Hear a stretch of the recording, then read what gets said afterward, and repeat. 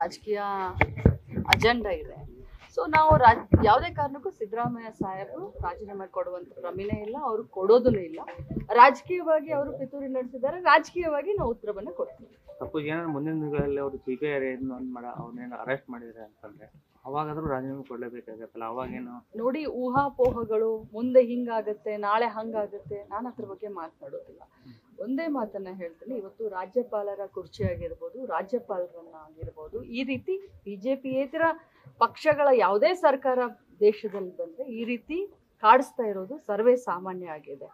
ಈಗಾಗಲೇ ನಾನು ಮುಂಚೆನೆ ಹೇಳ್ದ ಹಾಗೆ ಈಗಾಗಲೇ ಒಂದು ತನಿಖೆ ನಡೀತಾ ಇದೆ.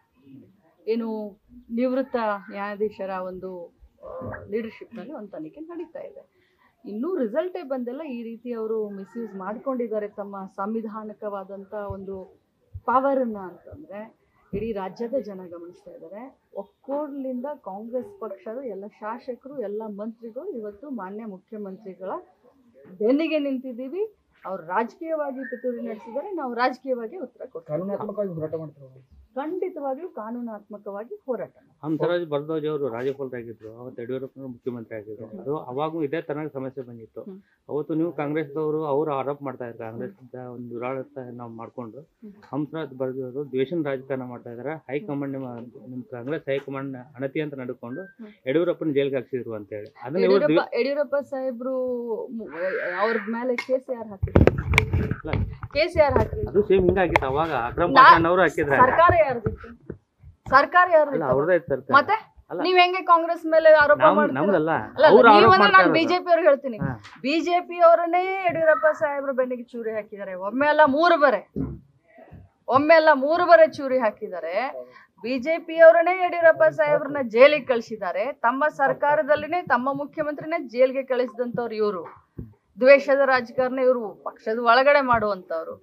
ಈಗ ಆ ಒಂದು ಉದಾಹರಣೆಯನ್ನ ನಮಗ್ ಕೊಟ್ರೆ ನಮಗ್ ಗೊತ್ತಿದೆ. ಒಂದ್ ಮಾತನ್ನ ಹೇಳಲಿಕ್ಕೆ ಬಯಸ್ತೇನೆ ಬಂಧುಗಳೇ, ಕಾಂಗ್ರೆಸ್ ಪಕ್ಷ ಶಿಸ್ತಿನ ಪಕ್ಷ.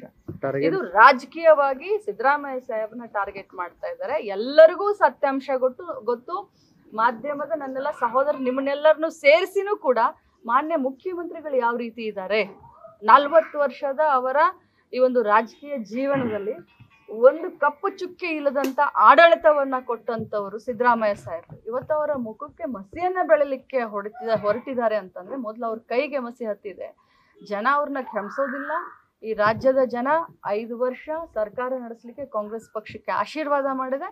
ಸುಭದ್ರವಾದಂತ ಸರ್ಕಾರ ನಡೆಯುತ್ತೆ. ನಾವೆಲ್ಲರೂ ಕೂಡ ಮಾನ್ಯ ಮುಖ್ಯಮಂತ್ರಿಗಳ ಜೊತೆ ಅವ್ರ ಬೆನ್ನಿಗೆ ಇದೆ. ಬಹಳ ಕಾರ್ಯಕ್ರಮಗಳಿದಾವೆ. ನಾನು ಈಗ ಮಾತಾಡ್ತೀನಿ, ಸಿಎಂ ಆಫೀಸ್ಗೆ ಮಾತಾಡ್ತೀನಿ. ನನಗೆ ಕರೆ ಬಂದಿತ್ತು, ಬಟ್ ಮಾತಾಡ್ತೀನಿ.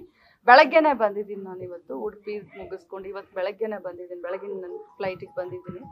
ಸೊ ನಾನು ಆಫೀಸಿಗೆ ಮಾತಾಡ್ತೀನಿ. ಅತಿ ಜರೂರಿ ಇದ್ರೆ ಖಂಡಿತ ಹೋಗ್ತೀನಿ, ಇಲ್ಲ ಅಂತಂದ್ರೆ ನನ್ನ ಕೆಲಸ. ತುರ್ತು ಸಚಿವ ಸಂಪುಟ ಸಭೆ ಅಂತ ಈಗ ಫೋನ್ ಬಂದಿದೆ. 5 ಗಂಟೆ ಅಂತ ಹೇಳಿದ್ದಾರೆ. ಬಟ್ ನಾನು ಫೋನ್ ಮಾಡಿ ಮಾತಾಡ್ತೀನಿ. ಬಹುಶಃ ಕರೆದಿರ್ತಾರೆ. ಇವತ್ತು ಬೆಳಗ್ಗೆ ನಾನು ಬಂದಿರೋದ್ರಿಂದ ಹೋಗ್ಲಿಕ್ಕೆ ಆಗೋದಿಲ್ಲ, ಬಟ್ ನಾನು ಮಾತಾಡ್ತೀನಿ. ನ್ಯೂಸ್ ಫಸ್ಟ್, ನಿರ್ಭೀತಿಯಿಂದ ನಿಮ್ಮ ಪರವಾಗಿ.